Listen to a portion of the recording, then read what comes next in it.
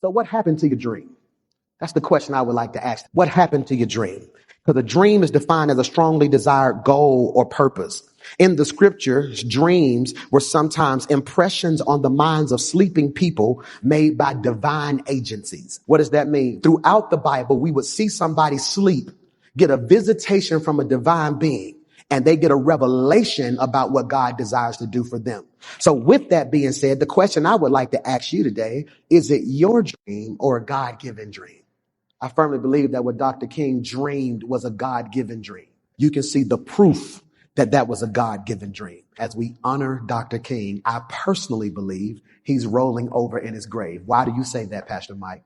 Because every year around this time, we remember him, then we dismember him. Sadly, we freeze Dr. King at the March on Washington as if his entire life was surrounded around a 4-minute message. When we don't realize August 28th, 1963, when he made the statement, "I have a dream," he was branded a dreamer, but he was murdered because he became America's nightmare.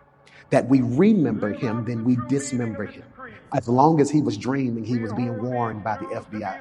As long as he was dreaming, he had people supporting his vision.